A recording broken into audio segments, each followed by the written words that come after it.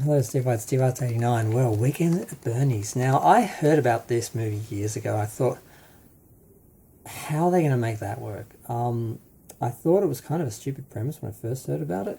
And it was on TV, and I watched a little bit of it back in the day, and I was like, I just heard a lot about it, like it was great or something. I'm like, yeah. And then I found out that the actor who played Bad News Cruz, Dr. Cruz in Friday the 13th, Part 7, played Bernie. I'm like, he was Bernie?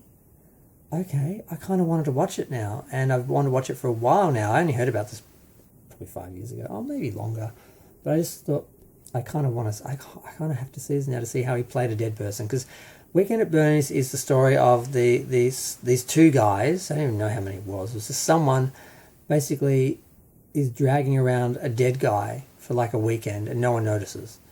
Now you'd think, how is that possible? That sounds morbid, dark, but it's a light, fluffy 80s comedy. It's 1989. That was the other thing. I thought it was earlier in the 80s. By the time I heard about it, I thought it had been out for a while, but it actually hadn't been out for that long. Um, and it was awful. I mean, it was so. I mean, some of these little gags and stuff were, and I hate using that term like that because there's other words for that. These little setups where things happen with the body. Some of them are funny. There's a moment where there's a guy on the beach, the main guy. He's wanted to ask this intern out the whole summer and hasn't. And he finally goes on a date with her in there, and she shows up at the house, and he manages to sneak out with her while the other guy is like minding the body, because all these people show up at Bernie's house like on the weekends. He's this rich guy with a beach house, and apparently he just opens it up, and everyone just walks in, and they have this roaming party every weekend. And he's just sitting. The corpse is sitting on the couch in the main room, and everyone's just coming up and talking to it, and they don't even notice it's dead. And I'm like, this is ridiculous. Um, but eventually they take Bernie out to the veranda, patio, whatever you want to call it, and he ends up being thrown over into the sand, and the water takes him out. And then while this guy's lying on the beach kissing this woman, he just washes up next to him and looks right. Some of it is good because it's not a dummy; it's an actual actor playing the dead. And even though he doesn't do anything and has no expression, there are just these little moments that where it was funny. A few moments here and there were funny, and a lot of physical comedy. A lot of it was really lame, but a few moments were just kind of perfect. But yeah, so it's these two young guys working at this big um, business, and one of them is really works really hard. The other guy is a screw off, but he finds something, and he makes him basically go through all these finances with him. And they find that someone has embezzled like $2 million from one of the life insurance policies. They take it to Bernie, and it is Bernie, and Bernie plans to kill them.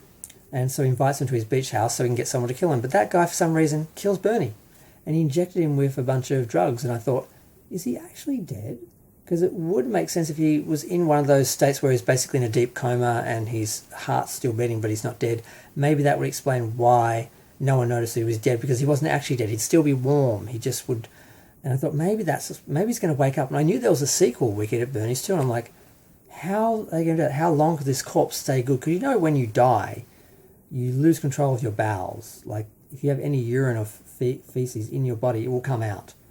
And of course, the gases and things, like you can't keep a corpse around. This is just ridiculous, and we all know this. That bodies don't last long, so I don't know how they managed to pull it off for a weekend and how they're going to pull it off for two, because they did a sequel. I guess they're just being ridiculous and not paying any attention to reality, and that's just what you're supposed to do to engage the film and enjoy it.